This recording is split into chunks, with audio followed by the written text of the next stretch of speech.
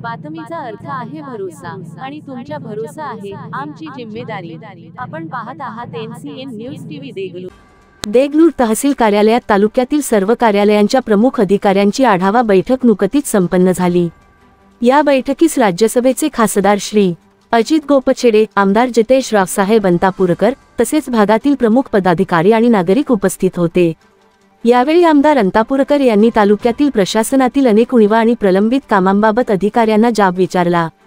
त्यांनी सांगितले की जनतेच्या समस्या वेळेत आणि प्रभावीपणे सोडविणे हे प्रशासनाचे प्राथमिक कर्तव्य आहे, परंतु अनेक समस्या अशा आहेत ज्या निष्काळजीपणामुळे रखडल्या आहेत। हे अजिबात सहन केले जाणार नाही। बैठकीदरम्यान रस्त्यांची दुरुस्ती, जलसिंचन योजना, शेतकऱ्यांचे प्रश्न, आरोग्य सुविधा आणि शासकीय अनुदानाच्या वेळेत वितरणाबाबत सविस्तर चर्चा झाली। विशेषतः रस्त्यांवरील खड्डे, अडलेले पाणीपुरवठा प्रकल्प आणि आरोग्य केंद्रांतील अपुऱ्या सुविधा यावर त्यांनी संताप व्यक्त केला। आमदार अंतापूरकर म्हणाले, जनतेच्या विश्वासाला तडा जाऊ नये यासाठी प्रशासनाने अधिक पारदर्शक आणि उत्तरदायित्वपूर्ण वागणे गरजेचे आहे। लवकरात लवकर प्रलंबित प्रकल्प पूर्ण झाले नाही तर रोषाला सामोरे जावे लागेल असे कडक इशारा दिले।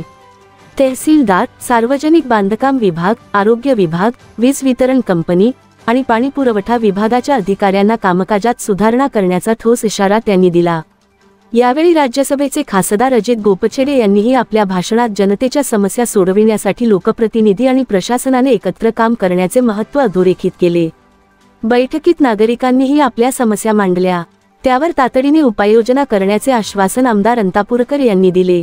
या बैठकीमुळे देगलूर तालुक्यातील नागरिकांना प्रशासनाकडून अपेक्षित सुधारणा आणि समस्यांच्या सोडवणुकीसाठी आशेचा किरण मिळाला आहे। हे होते आजचे बातमीपत्रक, तर पुन्हा भेटूया ह्याच वेळी ह्याच ठिकाणी। तोपर्यंत पाहत रहा नायगरा सिटी केबलच्या NCN न्यूज। मित्रांनो, लाईक, शेअर, कमेंट्स व सबस्क्राईब करा। जर तुम्ही आमचे चॅनल सबस्क्राईब केले तर तुम्हाला सर्व महत्त्वाच्या बातम्या आणि महत्त्वाची माहिती मिळेल, त्यामुळे कृपया आमचे चॅनल सबस्क्राईब करा। धन्यवाद। शेवटला आपण एक महत्त्वाच्या विषयाकडे आपण येतोय। आज जे अधिकारी अनुपस्थित होते किंवा जे काही सबब त्यांनी दिलेली आहे, यापुढे त्यांनी कायमबद्दल एक रितसर अर्ज देणे अपेक्षित आहे। आणि जर आज तर PWDचे एक्झिक्युटिव्ह इंजिनियर पण नाहीये, ठीक आहे, डेप्युटी इंजिनियर पण नाहीये, त्यांनी जेईना पाठवलेलं आहे। फार महत्त्वाचं डिपार्टमेंट असताना सुद्धा एक महत्त्वाची जबाबदारी आहे। जेईना त्यांचे एक वैयक्तिक काही त्यांच्यापर्यंतचे अधिकारी आहेत, परंतु काही मूळ प्रश्नाकडे दोन्ही जर अधिकारी ॲट अ टाइम उपस्थित ही चुकीची बाब आहे। आणि जे कोणते अधिकारी नसतील आणि जे काय कारण असेल यापुढे त्याचा अर्ज हे अपेक्षित आहे। आणि आता म्हटल्याप्रमाणे आजच्या या बैठकीतले जे विषय आज तक्रारी आपल्या विभागापर्यंत प्राप्त झालेले आहेत ते आम्ही तुम्हाला खासदार साहेबांनी सांगितलेले आहेतच, परंतु तुम्हाला निवेदनाद्वारे सुद्धा आता काही देण्यात येईल। त्याचा ते पुढच्या बैठकीच्या किंवा काही दिवसाच्या आत ते विषय मागणी लागणे अपेक्षित आहे। नाही झाल्यास त्यानंतर आज खासदार साहेबांनी आजची विनंतीचा विषय, आज सर्व अधिकाऱ्यांची नवीन वर्षाला ही सुरुवात ही विनंती करत आहोत, एक अधिकाऱ्यांचा सन्मान ठेवू। परंतु आपण जर आपल्या विभागाच्या कामाच्या संदर्भात जर आपली कुठली दिरंगाई होत असेल तर ती यापुढे खपून घेतली जाणार नाही। त्या अधिकाऱ्यांवरती कारवाई सुद्धा वेळेप्रसंगी करण्यात येईल, याची आपण सर्व अधिकाऱ्यांनी लक्ष द्यावे घ्यावे। बैठक घेण्यात आली। या बैठकीमध्ये आपल्याला कसे दिसून आले सर्व कर्मचाऱ्यांचे? आमदार जितेश अंतापूरकर व उपजिल्हाधिकारी आणि संपूर्ण बिलोली तालुका आणि देगलूर तालुका अशा बैठका आज आम्ही आयोजित केलेल्या आहेत। आज देगलूर तालुक्याची बैठक झालेली आहे। अतिशय चांगल्या पद्धतीने ती बैठक झाली आहे। जनतेच्या सर्व समस्यांचा उहापोह झाला आहे। वेगवेगळ्या केंद्र सरकारच्या योजनांचा आढावा, राज्य सरकारच्या योजनांचा आढावा, या सगळ्या आढाव्यांच्या बाबतीत आम्ही अतिशय समाधानी आहोत। आणि या ठिकाणी ज्या ज्या काही अधिकाऱ्यांनी चांगले कामं केली त्यांचे देखील या प्रशंसेस पात्र आहेत, पण ज्या अधिकाऱ्यांनी भ्रष्टाचार केलेला असेल त्यांची चौकशी लावावी या संदर्भात मी उपजिल्हाधिकारी महोदयांना त्या ठिकाणी निर्देश दिलेले आहेत। देगलूर हा तेलंगणा आणि कर्नाटक राज्याच्या सीमेवर आहे। देगलूर तेलंगणा आणि कर्नाटकामधले जे रोड आहेत, जे त्या ठिकाणचा विकास आहे, तशा पद्धतीचा देगलूरचा विकास कधी होईल हे सर्व नागरिकांचा स्वप्न चांगला प्रश्न तुम्ही विचारलेला आहे, कारण हा गेल्या अनेक वर्षापासूनचा हा जिव्हाळ्याचा प्रश्न आहे। बिलोली देगलूर हा तेलंगणा, आंध्र प्रदेश आणि कर्नाटकाच्या सीमेवर येणारा विधानसभा मतदारसंघ आहे। या भागामधले जे काही 25-30 गावं आहेत बिलोलीमधले आणि इकडचे पंजाब असे मिळून 30, 40, 60 गाव आहेत. या गावांचे रस्ते, या गावातला विकास हा माझ्या कार्यकाळामध्ये मी पूर्ण करण्याचा निर्धार केलेला आहे. माझे आमदार जितेजी अंतापूरकर आणि आम्ही दोघे मिळून आम्ही सीमालगतची जी सगळी गावं आहेत त्या गावांच्या विकासाच्या संदर्भात आम्ही कटिबद्ध आहोत आणि केंद्र सरकारकडे आणि राज्य सरकारकडे या सीमालगतच्या गावाच्या संदर्भात जे जे काही विकासाचे विषय असतील ते उपजिल्हाधिकारी महोदयांच्या मार्फत, जिल्हाधिकाऱ्यांच्या मार्फत आणि केंद्र सरकार आणि राज्य सरकारच्या माध्यमातून आम्ही निश्चितच त्या गावाचा विकास करू. देगलूर बिलोली मतदारसंघातील जनता 40 वर्षापासून अपेक्षेनं आतुरतेनं वाट पाहत आहे की या ठिकाणी रेल्वेचा महामार्ग आणि हे राष्ट्रीय महामार्ग व्हावा. देगलूर बिदर असे जे मुदगी रोड आहेत हे अशा खूप मोठ्या प्रमाणात तरुणांचे अपघातून मृत्यू होत आहेत, जे लहानाचं मोठं करून अशा पद्धतीने त्यांचं मृत्यू होते.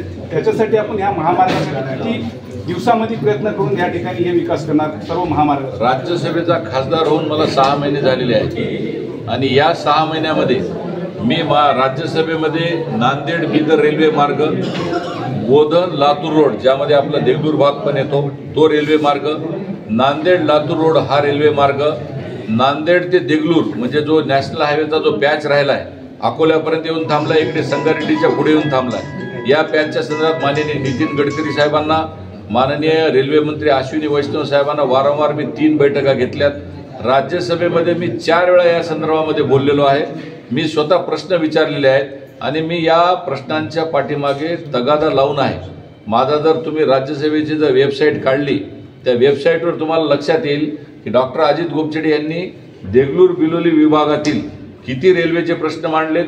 नुसते प्रश्न मांडले नाहीत तर रेल्वे मंत्र्यांकडे त्याचा पाठपुरावा काय केला आहे आणि रस्त्यांच्या संदर्भात काय काय निवेदन दिलीत हे सगळं माझ्या वेबसाईटवर तुम्हाला दिसेल. आणि मी स्वतः राज्य सरकार आणि केंद्र सरकारच्या पाठीमागे लागून या तिन्ही रेल्वे या भागातून कशा जातील आणि या भागातले रस्ते महामार्ग कसे निश्चित होतील, कारण मी या भागाचा भूमिपुत्र आहे. मला या भागातून जनतेने आणि माझ्या पक्षाने मला राज्यसभा खासदार म्हणून नेमलेला आहे. त्यामुळे या जनतेचं ऋण फेडणं, या जनतेचे उपकार परतफेड करणं हे राज्यसभा खासदार म्हणून माझी जबाबदारी आहे. गेल्या 6 महिन्याच्या कालावधीमध्ये मी आत्तापर्यंत 27 वेळा राज्यसभेत बोललेलो आहे आणि माझे आत्तापर्यंत 142 प्रश्न मी केंद्र सरकारला विचारलेले आहेत. त्यामुळे निश्चितच केंद्र सरकार आणि राज्य सरकार माझ्या या प्रश्नाची दखल घेईल आणि या भागाचा विकास करेल असा मला पूर्णपणे आत्मविश्वास आहे. शेवटचा एक प्रश्न सर, आपण या ठिकाणी कर्मचाऱ्यांकडून जनतेचा आढावा घेतला, परंतु कर्मचारी सुद्धा या ठिकाणी दुखावलेले आहेत, त्यांची सोयी सुविधा होत नाही. आपण पाहत असाल की या ठिकाणी पोलीस स्टेशन आहे, वसतिगृह आहे, ते आतापर्यंत आगार पूर्ण झाले नाही. तिथून सर्व ते पोलीस वसाहतीमध्ये ज्या ठिकाणी पोलीस कर्मचारी राहतात ते पूर्ण छपरे फाटून पाणी गळत आहे आणि एसटी महामंडळ बसस्थानकाची सुद्धा दुरावस्था आहे. त्या ठिकाणी पावसाळ्यामध्ये दुर्घटना होण्याची मोठी शक्यता आहे. ते कमरे एवढं पाणी, ते जे मेकॅनिक असतात ते एसटी महामंडळ दुरुस्त करण्यासाठी त्यांना सुद्धा अपघात होण्याची शक्यता आहे. त्यांच्यासाठी आपण काय पाठपुरावा करतो? लोकप्रतिनिधी म्हणून माझा अधिकाऱ्यांना नेहमी एक माझा सांगायचं आहे, मी तुमच्यासाठी पण आहे. ज्या अधिकाऱ्यांच्या सोबत संवाद साधला, अधिकाऱ्यांना प्रेमाने जर समजा आपण वागवलं, निश्चितच अधिकारी लोक पण आपल्यासोबत त्या ऋणात राहतात आणि अधिकाऱ्यांचे जे सुख दुःख आहेत ते वाटून घेण्यासाठी पण मी लोकप्रतिनिधी झालेलो आहे.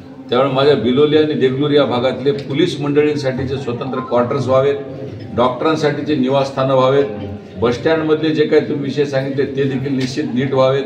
कारण जर कर्मचारी जर समजा या ठिकाणी त्यांना राहायला घर नसेल, अधिकाऱ्यांना जर या ठिकाणी राहायची सुविधा नसेल तर ते राहतील कसं? त्या मुळात त्यांची समस्या सोडवणं हे माझ्यासारख्याचं आमदार जितेजी अंतापूरकर असे आमचे जे सहकारी आहेत, आमच्या सगळ्यांचं हे कर्तव्य आहे. त्यामुळे कर्मचारी आणि अधिकाऱ्यांसोबत आमचे सौहार्दपूर्ण नुसते संबंध नसून त्यांच्या निवासस्थानापासून ते त्यांच्या या ठिकाणची जे काही अडीअडचणी आहेत त्याची काळजी घेण्याचं काम पण आम्ही लोकप्रतिनिधी म्हणून करू. आणि बसस्टँडचा जो विषय आहे तो अत्यंत जिव्हाळ्याचा विषय आहे. येणाऱ्या वर्षभरामध्ये तुम्हाला बसस्टँड हे सुसज्ज झालेलं दिसेल. येणाऱ्या वर्षभरामध्ये बसस्टँड हे अद्ययावत करण्याचा प्रयत्न मी आणि आमदार जितेजी अंतापूरकर मिळून करू आणि कर्मचाऱ्यांना मी वचन देतो की त्यांना देखील देगलूरमध्ये सुसह्य अशा पद्धतीचं वातावरण निर्माण करण्यास आम्ही दोघंही लोकप्रतिनिधी कारणीभूत ठरू. आजची जी आढावा बैठक झाली, या आढावा बैठकीमध्ये जे प्रश्न निर्माण झाले होते ते प्रश्नाचं निवारण किती दिवसापर्यंत होईल आणि याची पुढची बैठक कधी लागेल? आम्ही 3 महिन्यानंतर उपजिल्हाधिकारी महोदयांना विनंती केलेली आहे, त्यांना काही सूचना केलेल्या आहेत, त्यांना देखील थोडासा वेळ द्यावा लागेल. त्यामुळे ते पण आढावा घेतील. पण मला खात्री आहे की जे काही प्रश्न आता आपले झाले फार मोठे विषय नाहीत, त्यांच्या पातळीवर ते सगळे विषय मिटवतील आणि 3 महिन्याच्या नंतरच्या आढावा बैठकीमध्ये जवळपास सगळे विषय हे मार्गी लागलेले असतील असा आम्हाला आत्मविश्वास आहे. सर, आपलं खूप खूप अभिनंदन. आपण राज्यसभेचे सदस्य असून या ठिकाणी गाव पातळीवरच्या तालुका लेवलला अशी बैठक घेतला, सर्व आढावा घेतला. अशीच बैठक घेत राहा अशी जनतेची अपेक्षा आणि इथला विकास होणं गरजेचं आहे. कसं आहे की प्रधानमंत्री मोदीजी असं सांगतात की आमचा अंत्योदयाचा नारा आहे. समाजाच्या शेवटच्या घटकापर्यंत जर समजा माझं सरकार जर नाही पोहोचलं तर मी प्रधान सेवक म्हणून काय कामाचं. त्यामुळे मोदीजींचा संदेश घेऊन आम्ही सगळे लोकप्रतिनिधी काम करत असतो. माननीय देवेंद्र फडणवीसांचा संदेश घेऊन आम्ही काम करत असतो. त्यांनी तिथं राबवलेली योजना खालच्या घटकापर्यंत पोहोचली नाही तर त्यांचा मुख्यमंत्री पदाला त्याचा लाभ आमच्या जनतेला कसा मिळेल. म्हणजे प्रधानमंत्री एवढा मोठा जगामधला लोकप्रिय माणूस आणि मुख्यमंत्री देवेंद्रजी फडणवीस यांचे आम्ही प्रतिनिधी आहोत. त्यामुळे माझं आणि जितेजींचं हे काम आहे की सरकारची योजना समाजाच्या शेवटच्या घटकापर्यंत पोहोचवून